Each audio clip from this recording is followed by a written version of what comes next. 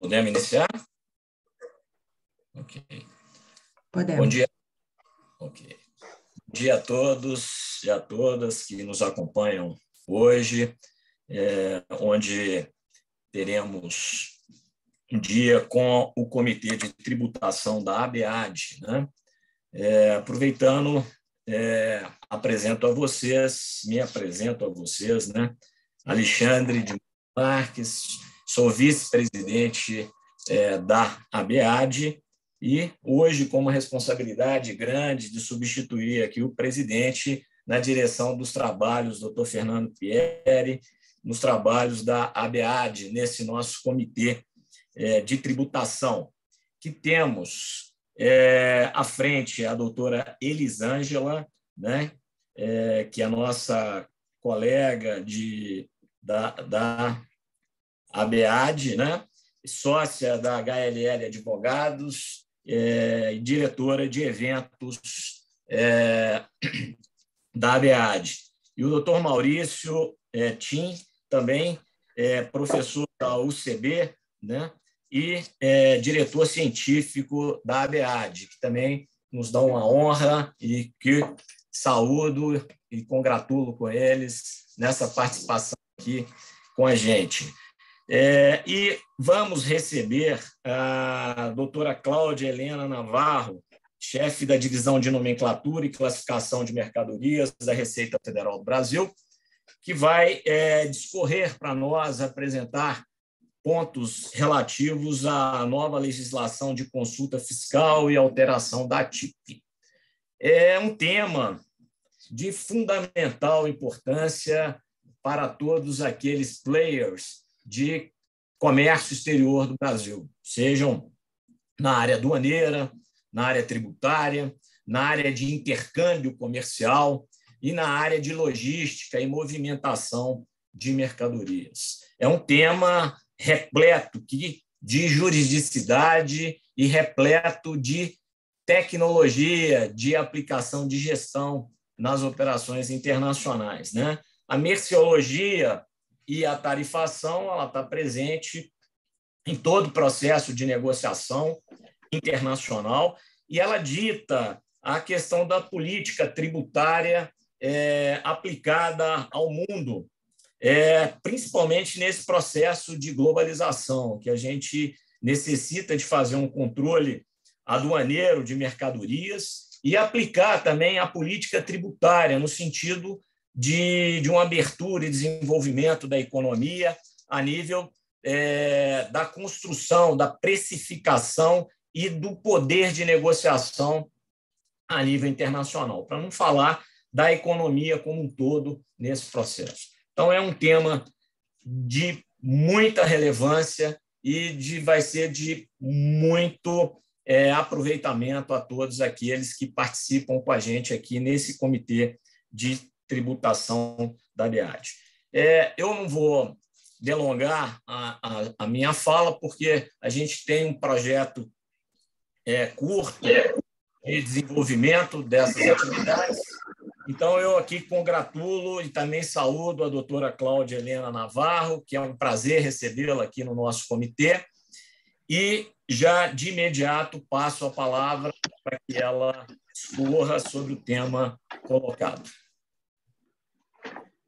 Bom dia a todos. Inicialmente, eu queria agradecer o convite da ABAD, mais uma vez, para estar aqui com vocês, falando da questão da nomenclatura, da questão da consulta.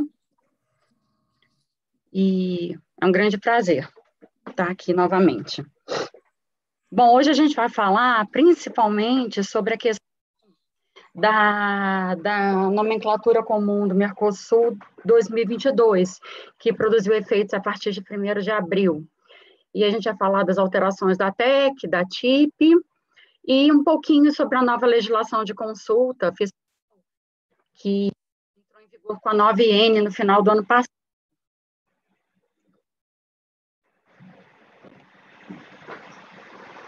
Bom, acho que todo mundo sabe, né, a NCM 2022, ela entrou em vigor, como é que eu vou dizer?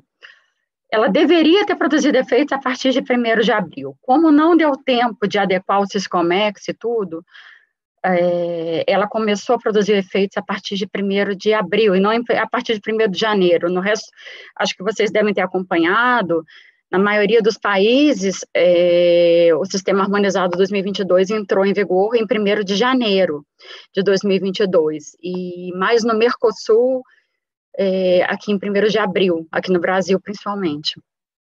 E de onde que saiu essa nomenclatura 2022? Bom, primeiro, tudo começou com a 7ª emenda do Sistema Harmonizado, que foi aprovada pelo Comitê do Sistema Harmonizado e deu origem a uma recomendação do Conselho de Cooperação Aduaneiro de 28 de julho de 2019, ou seja, essa emenda que entrou em vigor agora, em 2022, ela foi aprovada em junho de 2019. Para quê? Para que todos os países e as uniões aduaneiras, os blocos comerciais, eles conseguissem se adequar suas nomenclaturas regionais à emenda do Sistema Harmonizado, porque o Sistema Harmonizado só tem 6 dígitos, né? Aqui no Mercosul nós temos 8, então, já começou em julho, agosto de 2019, o Mercosul começou a fazer essa adequação para a emenda de 2019. E, na realidade, ela ficou pronta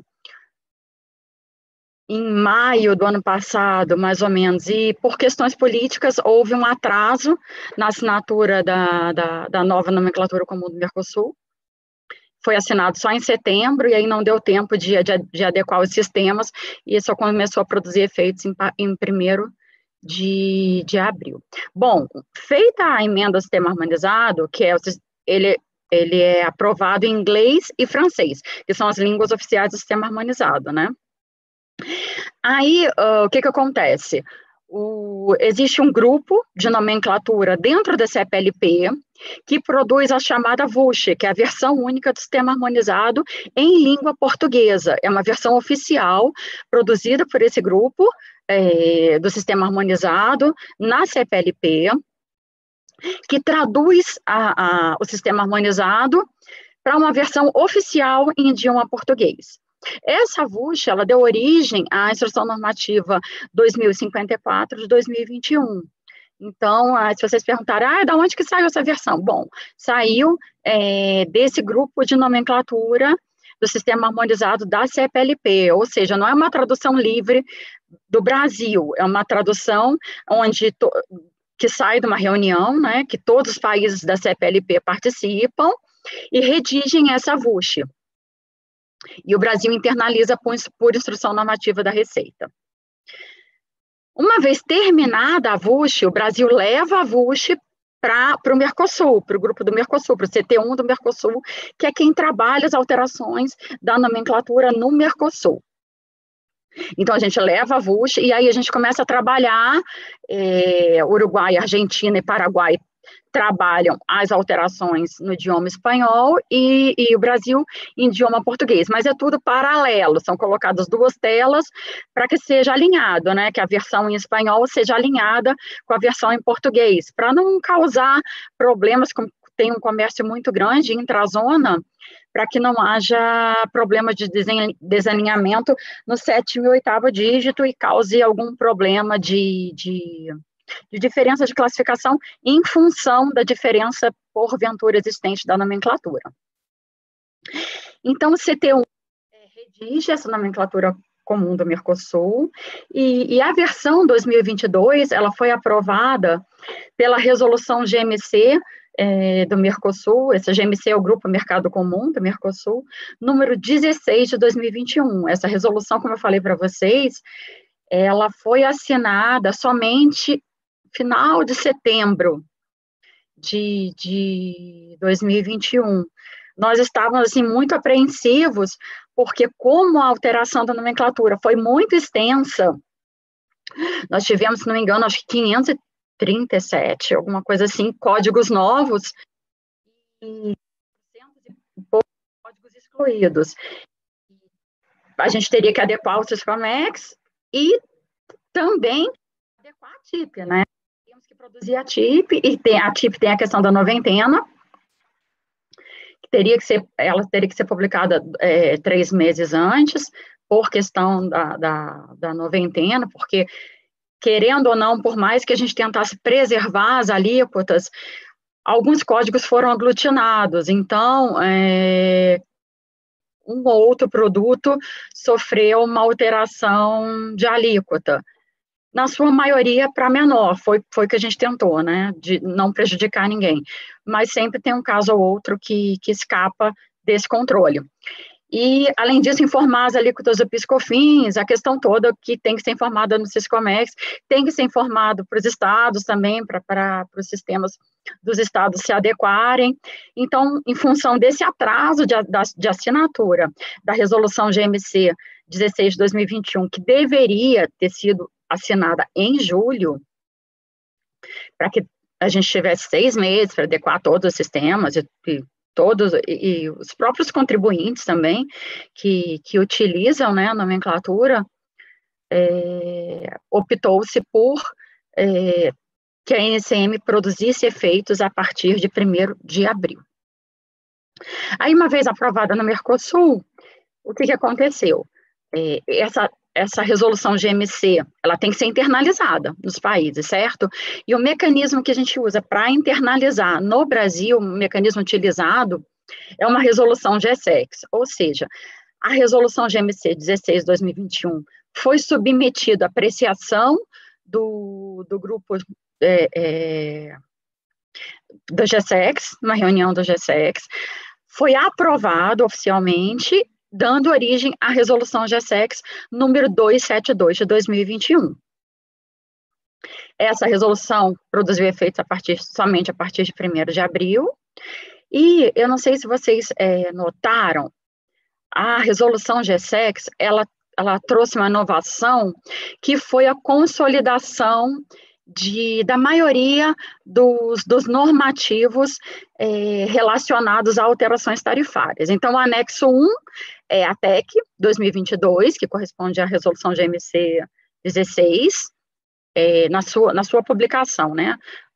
E o anexo 2 diz respeito à decisão CMC número 30, de 2015, que aplica uma alíquota de 18% a alguns produtos lácteos do capítulo 4. O anexo 3 é a questão da regra de tributação para produtos do setor aeronáutico. O anexo 4 são os produtos com medida de desabastecimento, regulada pela resolução GMC 49 de 2019. O anexo 5, a lista de exceção ATEC, a LETEC. Anexo 6, LEBIT e lista de exceção de BK também. E o anexo 7, a lista COVID, que vem sendo o que eu digo, prorrogada. Ela foi publicada no início da pandemia, né, em 2020, e desde então ela vem sendo prorrogada. Alguns dos produtos foram excluídos por solicitação dos setores envolvidos, e uma vez que houve análise que esses produtos não teriam mais necessidade de constarem da lista COVID, mas a lista COVID vem sendo prorrogada para ainda alguns medicamentos e produtos aplicados também no combate à pandemia. A gente vai ter um anexo 8 também, com relação aos produtos de trigo, mas esse anexo 8 não foi aprovado, não saiu resolução GSEX aprovando esse anexo 8, por isso que eu não trouxe para vocês. E essa resolução GSEX 272 de 2021, vocês encontram nesse link que eu coloquei aqui abaixo. Na página da CAMEX, tem um linkzinho que fala estratégia comercial, e aí vocês encontram as listas vigentes. E ali, por exemplo, o anexo 1, a TEC, já saiu uma resolução GSEX alterando a TEC, produzindo efeitos a partir de 1º de julho, foi a resolução GSEX 231, foi aprovada, se não me engano, 20 de abril, foi um dia antes do feriado, dia 20 de abril, foi publicada a resolução 231, alterando a TEC. Foram criados alguns códigos, outros códigos sofreram só alteração do imposto de importação. É uma alteração pequena, com vigência a partir de 1º de julho. Mas essa consolidação está nessa página da CAMEX, listas vigentes. Então, todas as alterações a todos os anexos da resolução GSEX 272 de 2021 estão aí consolidadas nessa página da CAMEX. Antes, eu acho que era mais complicado. Eu mesmo, quando eu queria consultar se algum produto estava com medida aplicada de LETEC ou de desabastecimento, eu tinha que procurar, porque saíam várias resoluções GSEX e nenhuma delas consolidava tudo. Então, essa questão da 272 consolidar todas as alterações tarifárias, exceto ex-tarifários de BK e BIT, que são resoluções separadas, tendo em vista a quantidade de produtos, enfim. As outras medidas de alterações tarifárias foram consolidadas na 272. Então, eu acho que facilitou muito para os usuários, para quem acompanha e para quem aplica também as medidas, né? Nessa página de listas vigentes, vocês vão encontrar também as correlações. Eu trouxe aqui as correlações para explicar um pouquinho como é que funciona, porque eu sei que ali nas correlações, a gente só encontra os códigos. Então, por exemplo, a correlação da TEC 2017 com a TEC 2022. A gente vai encontrar uma coluna de NCM 2017, uma coluna de NCM 2022, e não encontra as descrições. Então, como tem essa notaçãozinha de X, nós somos geralmente questionados, as pessoas têm um pouquinho de dúvida de interpretar essas correlações. Então, por exemplo, o código da NCM 2017, 4015-1100. Eram luvas para cirurgia. Como esses produtos têm sido muito usados, luvas em geral, para uso hospitalar e mesmo para uso em análises clínicas, houve um grande aumento do comércio, né? Então, a nível mundial, houve uma demanda para que fosse criado um novo código dizendo, luvas é porque está acima, né? Do tipo utilizado em medicina, cirurgia, odontologia ou veterinária. Ou seja, todas as luvas para uso médico, seja em cirurgia, seja na medicina, seja análise clínica, seja odontologia, ou seja em veterinária, eles estão nesse novo código da NCM 2022, 4015-1200. Então, o que acontece? Vocês estão vendo esse X? Significa o seguinte, as luvas para cirurgia da 4015-1100 de 2017, elas vão compor parte do novo código 4015-1200. Certo? As para cirurgia estão ali. Mas e as de medicina, odontologia e veterinária? Onde é que elas estavam em 2017? Elas estavam no 4015-1900. Então, essas luvas que são para medicina, odontologia e veterinária, que estavam na antiga 4015-1900, também vão compor a outra parte do novo código 4015-1200. Por isso que a gente tem esse X nessas duas linhas, né? E o resto das luvas da 4015-1900, que não são para medicina, odontologia nem veterinária, continuam na 4015-1900. A mesma coisa acontece com os secadores para produtos agrícolas, que em 2017 eram da 4019-3100. Agora, esses secadores para produtos agrícolas, quando forem para liofilização, criodessecação ou secadores por pulverização, eles vão compor parte da nova 8419-3300. Quando eles forem secadores para produtos agrícolas, mas não forem liofilização, criodessecação ou pulverização, eles vão para 4019-3400. Outros secadores para produtos agrícolas. Por que não aproveitou o mesmo código 3100? O sistema harmonizado, quando ele troca a descrição e a nomenclatura comum do Mercosul também, quando é trocada a descrição e troca a abrangência dos produtos, é criado um código novo. Isso para não afetar as estatísticas, seja regionais do Mercosul, seja mundiais, quando se trata de sistema harmonizado. Então, por isso que é criado um código novo, e vocês vão ver, não existe nada no 4019-3100. Ele vai ficar aí em quarentena, ele vai ficar alguns anos, 5 anos, esse ciclo de 2022, 5 anos em desuso, justamente para não afetar a questão das estatísticas. Nessa página de listas vigentes também, a gente encontra, ao contrário, a gente encontra a correlação de 2022 para 2017. Então, por exemplo, as prensas isostáticas a quente, que estão no código 85141100 da NCM 2022. De onde vieram esses produtos? Vieram das antigas 85141010 e da 85141090. Então, esses produtos da 85141010 e da 85141090 da NCM 2017 migraram para 2 lugares. Quando são prensas isostáticas a quente, sejam industriais ou não, estão no 84141100. E quando forem outros produtos que não prensas isostáticas a quente, ficam na 84141900 da NCM 2022. Bom, agora a gente vai falar da ATIP. A ATIP, a gente está com um problema muito grande administrativo e acredito que o problema tenha sido bem pior para os contribuintes. Por quê? A Receita adequou a ATIP, preparou a ATIP, saiu o decreto 10.923 de 2021.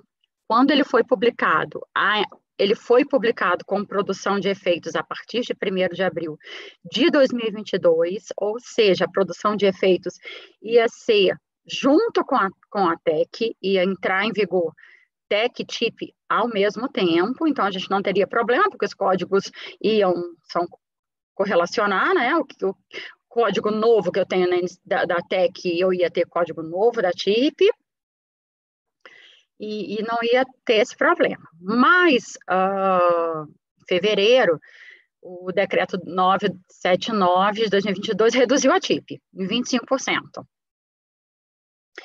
E aí, quando reduziu a TIP, alguns setores de produção nacional reclamaram, alegaram terem sido prejudicados, né, pela redução da TIP. Então, o governo começou a estudar o que vai fazer. Mas a 923 vai entrar em vigor, e aí teria que aplicar essa redução também. E aí foi enviado para a adequação da TIP aprovada pelo decreto 923, que é a TIP 2022, ainda para que entrasse em vigor, mas, enfim, por questões de decisões do governo, um dia antes da entrada em vigor, assim, nós fomos até pegos de surpresa, porque acordamos com caos instaurado, porque ninguém, por exemplo, os códigos novos da NCM, digamos, foi criado um código novo para drone, no capítulo 88. Esse código não existia na TIP antiga, né, que foi prorrogada a vigência até 1º de maio. Porque eles prorrogaram a vigência do decreto 8.950 até 1º de maio, até 30 de abril, né? E o 10.923 só vai entrar só vai produzir efeitos em 1º de maio. E aí houve esse descompasso, ninguém conseguia importar, ao mesmo tempo os estados não tinham a nomenclatura nova, mas essa nomenclatura nova estava sem alíquota de IPI, porque o 10.923 não entrou em vigor. E aí, no mesmo dia, o que aconteceu? A Receita publicou o ato declaratório executivo número 2 de 2022, alterando o 8.950, incluindo no 8.950 os 537 novos códigos que foram criados com a NCM 2022 e colocando alíquota para eles. Para quê? Para que esses Siscomex conseguissem informar esses códigos, a alíquota desses códigos, a alíquota do IPI desses códigos, e os contribuintes conseguissem registrar as declarações de importação, porque sem a alíquota de IPI, a declaração não era registrada. E que os estados também conseguissem emitir as notas fiscais, porque a alíquota do IPI passou a ser informada.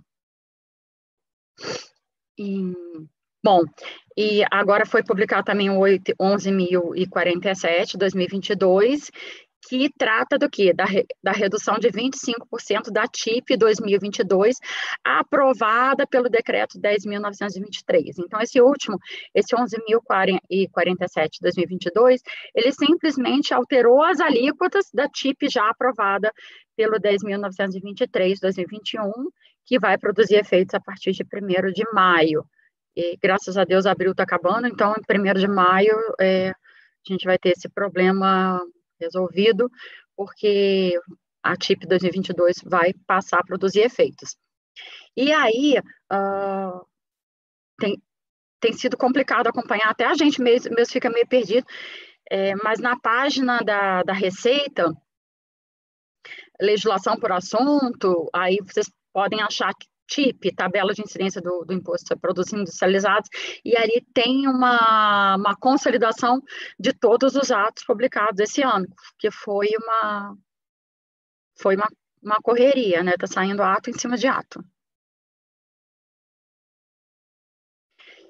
Então, hoje, até 1º de maio, qual que é a situação? Eu vou dar um exemplo aqui para vocês. Por exemplo, o novo código da NCM 8541-4300. Células fotovoltaicas montadas em módulos ou em painéis. Ou seja, hoje todas as células fotovoltaicas montadas em módulos ou em painéis estão aí nesse novo código da NCM 2022, 8541-4300. E a TIP vigente, aprovada pelo decreto 8.950, que correspondia ao Sistema Harmonizado 2017, o que ele fala? Onde é que estão essas células fotovoltaicas montadas em módulos ou em painéis? Estão nesses códigos aqui. Se forem fotodiodos, no 8541-4031. Células solares, 8541-4032. E outras células fotovoltaicas, 8541-4939. Ou seja, a TIP diz uma coisa até que outra. E esses códigos da TIP que tinham alíquota. O 8541-4300 tinha alíquota de imposto de exportação, mas ficou em branco a alíquota do IPI. E aí, o ADE da Receita número 2 de 2022 passou a suprir justamente essa lacuna, né? Foi um pouco uma excrescência, né? Porque os códigos antigos continuam vigentes, e aí eles criaram outros códigos no 8.950, que são os códigos novos da NCM 2022. Então, por exemplo, o ADE incluiu no 8.950 a NCM 8541-4300, células fotovoltaicas montadas em módulos ou painéis, e incluiu o ex de IPI células solares com IPI zero. Se vocês notarem, essas células solares do 8541-4032, elas tinham o IPI zero. E os outros códigos não. Os outros códigos tinham 7,5. Então, se não fosse criado esse ex de células solares com IPI zero, as células solares passariam a ser tributadas junto com os fotodiodos e as outras células fotovoltaicas a 7,5%. Então, por isso que foi criado esse ex-IPI, células solares, para justamente preservar a tributação de IPI das células solares, do código 8541-4300. Gente, peraí, falo demais, deixa eu ver. Posso falar mais um pouquinho ou vocês querem passar para a pergunta?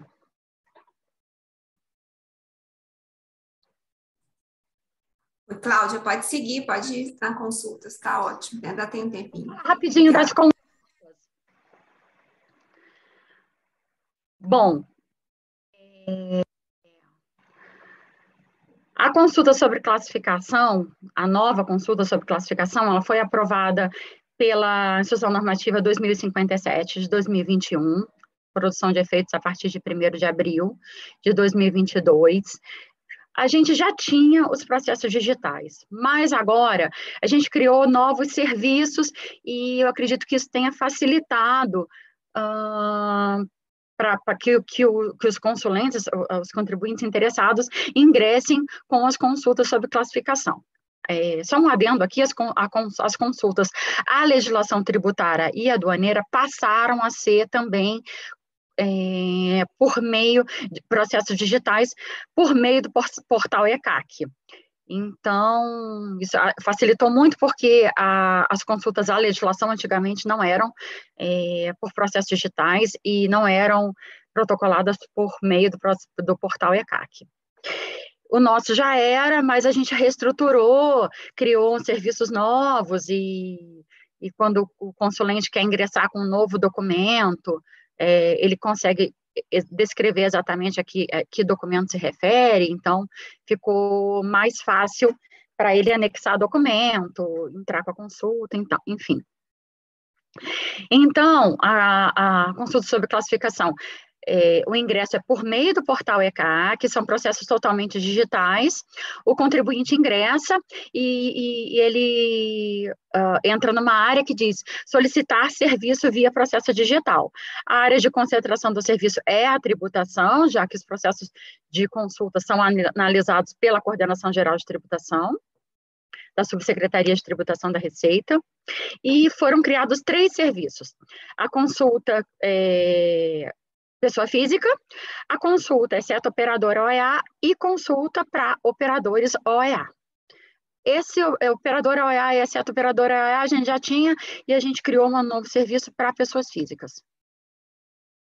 Aqui só uma imagenzinha de como vocês vão enxergar quando entrarem no ECAC. Aqui embaixo, nesse quadradinho do meio embaixo, vocês clicam solicitar serviço via processo digital, e aí vai dizer áreas de concentração tributação, e aí vocês escolhem o serviço. Bom, os requisitos básicos são a consulta formulada por escrito a COSIT. Então, na página de orientação da consulta, na página da Receita, existe um formuláriozinho, você clica ali, já abre, você já consegue baixar o formulário e consegue preencher para juntar no seu processo digital.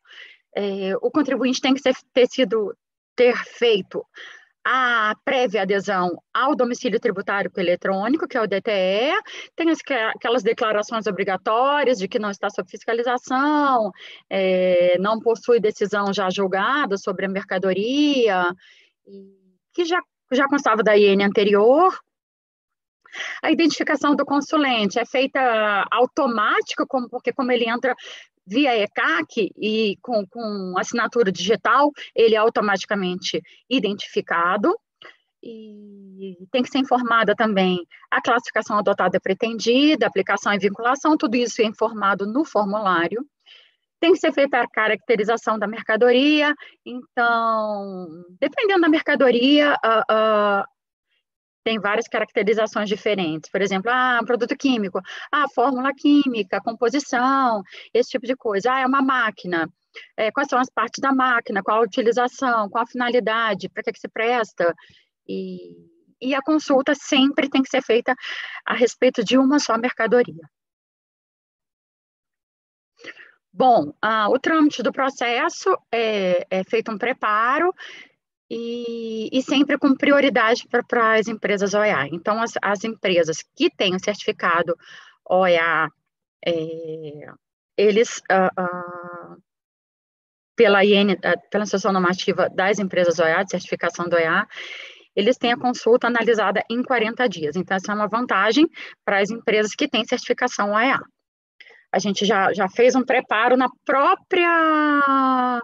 Quando o contribuinte OEA, ele solicita o serviço, é importante, aí eu queria grifar, que o contribuinte OEA selecionasse certinho, né, que ele é contribuinte OEA, porque já é feita uma triagem já na entrada do processo, para que ele seja atendido com prioridade.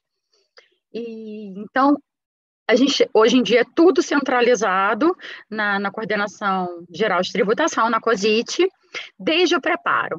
Então, com a IN 2057, a gente minimizou o problema que a gente tinha. Antes, o preparo era por domicílio fiscal do consulente. E às vezes a gente tinha um problema que alguns domicílios faziam um preparo mais rápido que outros, então tinha essa diferença de tratamento, digamos assim. Alguns tinham seu processo analisado mais rápido, ou não. Agora está tudo centralizado, então a gente tem uma fila única na COSIT. Depois é feita uma análise dos documentos formais, e finalmente é distribuído para análise material nas turmas do CECLAM. Acho que todo mundo sabe, né? A consulta sobre classificação é analisado por um grupo que é o Centro de Classificação de Mercadorias, o CECLAM, que possui 5 turmas, as decisões são em colegiado, no modelo das DRJs. Então, o processo é distribuído para um dos membros e depois é discutido dentro da turma até que se chegue a uma decisão final. E concluída a consulta, a solução de consulta é publicada no Diário Oficial e enviada para a ciência do consulente. Os efeitos da consulta, mais uma vez, a segurança jurídica, a decisão ela vai resguardar a matriz e as filiais, possui o efeito vinculante para o consulente e para as unidades da Receita. Então, quem tem uma decisão, uma consulta emitida pelo CECLAM e se apresenta faz uma declaração de importação. O fiscal do despacho não concordou com a consulta, mas ele é obrigado a aceitar porque a consulta tem efeito vinculante. Se por acaso ele discordar, ele pode recorrer, né, fazer internamente ao CECLAM, apresentando os argumentos dele, mas o contribuinte está resguardado.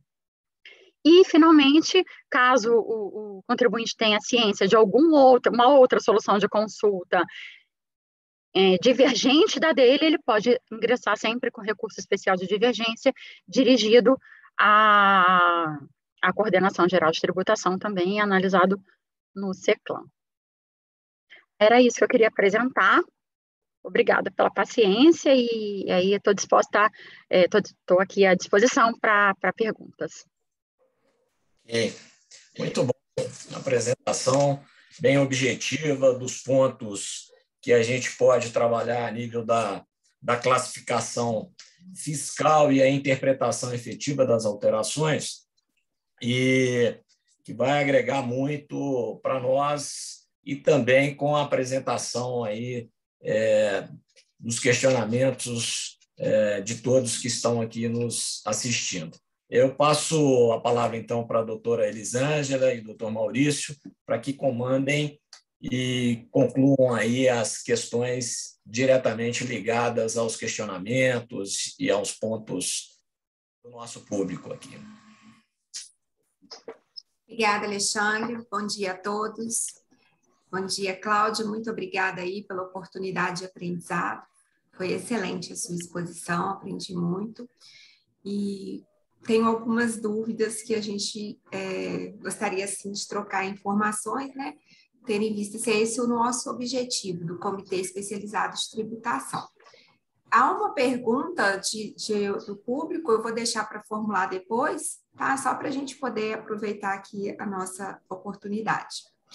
Cláudia, foi muito bem colocado seu exemplo no que tange aí a energia solar, porque isso, de fato, criou um reboliço desde o final do ano. A gente sabe que o Brasil representa aí o maior país em termos de insolação, né? Mais de 3.000 horas ano, e o setor está crescendo muito. Então, saber que o X das células solares correspondem todas aquelas células previstas nos módulos traz impacto para o setor no que tange ao IPI, que gera reflexo na isenção do ICMS por meio lá dos convênios. Então, é interessante poder ouvir esse cuidado que foi tomado. E uma dúvida que me surgiu, e uma outra curiosidade, Em relação à malha aduaneira, eu queria ouvir de você se um contribuinte que recebe um comunicado da malha aduaneira, e esse comunicado prevê expressamente o encerramento, né, o não encerramento da espontaneidade. Ele poderia fazer uma consulta sobre a correta classificação fiscal a ser adotada ou não? E você comentou aí sobre essas novas mudanças em consulta também para operadores econômicos, né, autorizados, OEA, para quem não é, e para pessoa física. O prazo para o operador econômico, você mencionou 40 dias. Para os demais, há alguma média em relação a esse prazo? Então, essas são as minhas considerações para a gente começar a conversar. E depois, doutor Maurício, se o senhor quiser comentar e já trazer a pergunta do nosso público, acho que fica bacana também. Obrigada. Bom, eu vou falar primeiro do prazo. A gente, não sei se vocês estão acompanhando, a Receita está em mobilização desde final de dezembro de 2021. E aí as consultas estão, assim, os relatores não estão liberando as consultas. Mas, no final do ano passado, um último relatório gerencial que a gente gerou, a gente estava com 120 dias, e assim, a nossa intenção é baixar para pelo menos 90 dias a consulta, porque acho que fica um prazo mais razoável. Nós começamos, a gente já baixou muito esse prazo, quando a gente trabalha no CECLAN desde 2014, então já são quase 8 anos, e na 8ª região fiscal, principalmente, a gente tinha mais 3 anos de espera na consulta. A 7ª também demorava mais de 2 anos, a 9ª mais de 2 anos, e assim, o tempo vem caindo muito. E independente da greve, né, desse movimento, a questão de ter fila única agora, isso também vai ser considerado para fins dessa média de prazo? Sim, sim. Porque agora, como tudo, o preparo está sendo feito na COSIT, e aí no CECLAN a gente distribui por data de protocolo, então a gente vai atendendo, vão todos ter a mesma média de prazo de atendimento, fora contribuinte OEA, que tem essa prioridade dos 40 dias. Eu esqueci, outra coisa que você perguntou? Da malha aduaneira, do contribuinte... Da malha aduaneira. Então, se a notificação for uma notificação de abertura de fiscalização, então não pode mais protocolar a consulta. Se tiver também, eu tenho uma DI, aí eu tenho uma exigência fiscal para retificação da classificação, também perde o direito à consulta. Tá tudo vinculado ao entendimento de que está sob fiscalização.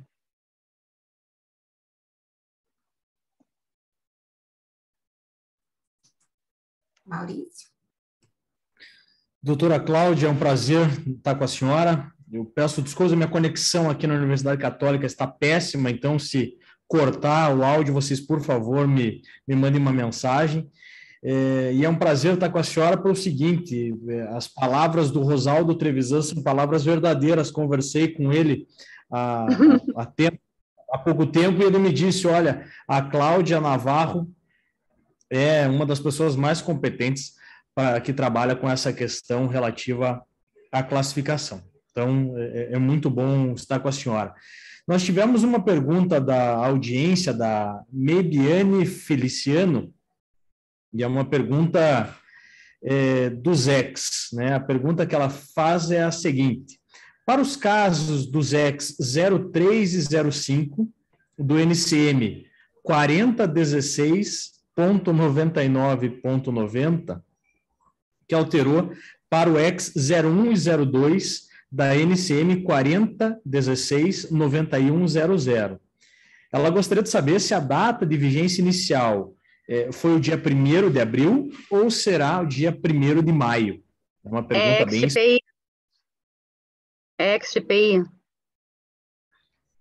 ela não menciona aqui na pergunta. Mas eu acho que é X de IPI, né? Como é 01 e 02 o número, porque os X de BK e BIT tem três dígitos. 01 e 02. E primeiro é 0305 e 0102 depois. Não, 1º de abril. 1º de abril, porque esses X foram criados dentro dos códigos novos. E aí ela pode até conferir esses X, eu tenho praticamente certeza que eles constam do ADE da Receita, número 2 de 2022. Porque os X criados dentro dos códigos novos, eles foram incluídos no ADE, justamente para preservar a tributação que era aplicada anteriormente e não ter essa alteração de tributação para o contribuinte. Maravilha, maravilha. Esse descompasso dá um belíssimo trabalho para os analíticos. Nossa! De análise, de teoria analítica do direito, se divertiria montando as matrizes aí com essas eventuais inconsistências e lacunas, né? Nossa, o pessoal que estuda é loucura. Tá? Obrigado, dona. Era essa pergunta só que a audiência nos fez. Muito obrigado. Repasso de nada, imagina. Bom, doutora Elisângela, algum questionamento a mais? Não, tá excelente, obrigada. Esse questionamento da vigência aí do X do IPI, ele também foi muito recorrente no setor da energia solar, né? Porque tem esse X do IPI da célula solar. Das células solares, e aí ficou comercialmente, olha só, Maurício, como que acontecia comercialmente, você poderia importar e usar a NCM nova. Mas para fins de tributação, você usaria a partir de maio. Como que ficaria isso? Então, deu muita polêmica mesmo, mas... Não, no Siscomex foram utilizadas já a partir de 1º de abril, as alíquotas do X. Porque senão não ia ter como tributar, né, esse produto, ia cair naquilo que eu falei, na tributação comum da 85.41.43.00 é 7,5%. E aí a gente ia cair até numa ilegalidade, né? Porque o contribuinte estava sendo tributado a 0 e de um dia para a noite ele ia cair em 7,5%. É isso mesmo. E utilizaria a TIP para tributação e a TEC para colocar a classificação fiscal. E aí o Siscomex não ia conseguir informar isso. Uma confusão. Realmente o sistema de adequação à classificação originalmente vindo do sistema harmonizado internacional, a interpretação, a adequação à norma nacional, ela tem reflexos efetivos muito grande na legislação estadual, né? Com impactos no ICMS e a definição efetiva dos regimes, até especiais, dos estados em relação às operações, eles convergem e trazem N questionamentos de interpretação da própria classificação, né? E eu vi aqui uma forma bem objetiva da colocação desses pontos e esclarecimentos, né?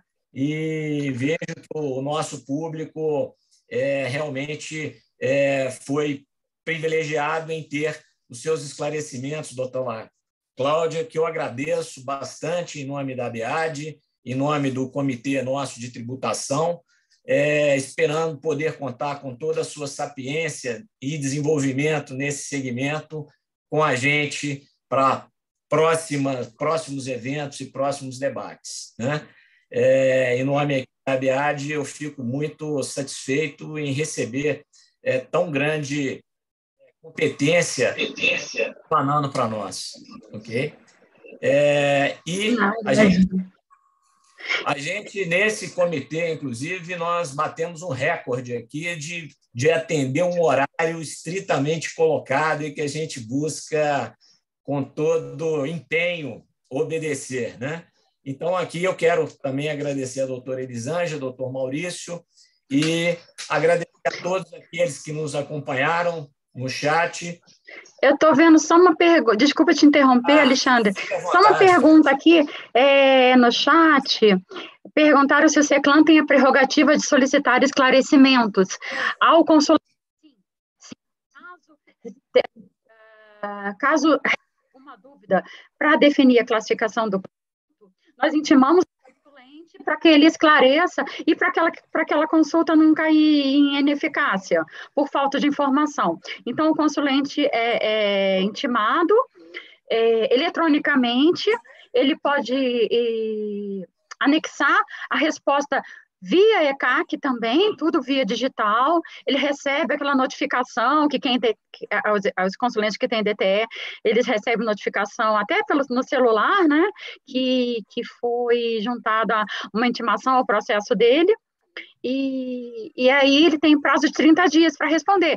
Se por acaso ele julgar que 30 dias não são suficientes, ele pode também solicitar uma extensão de prazo, e nós concedemos essa extensão de prazo para que ele possa complementar a consulta.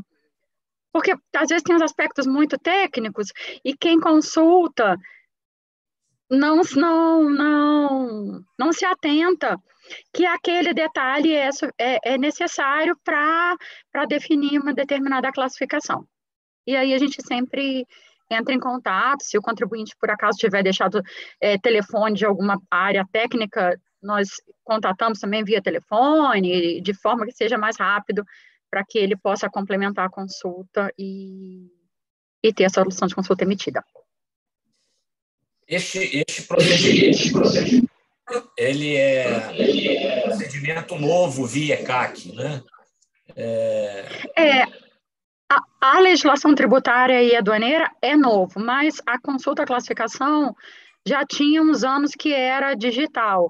Agora nós estruturamos melhor a área dentro do ECAC. Para facilitar a inclusão de documentos e tudo. E reestruturamos a IN, porque a IN orienta mais o consulente como ele fazer para protocolar essa consulta e como fazer para juntar documento, juntar resposta de intimação, enfim, ou entrar com recurso. Correto. Ótimo, muito bom.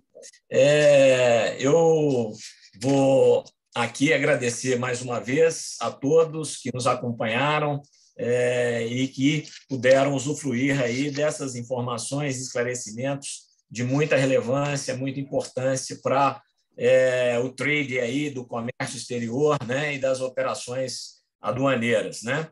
Mais uma vez, doutora Cláudia, muito obrigado pela participação e por ter habilitado aqui o nosso Comitê de Tributação, a doutora Elisângela e o doutor Maurício, e eu encerro aqui o nosso Comitê de Tributação, chamando todos vocês para acompanhar os demais comitês que teremos programados aí até o final do ano, e através do canal nosso no YouTube, que já é de conhecimento de todos, e o acompanhamento no nosso site oficial.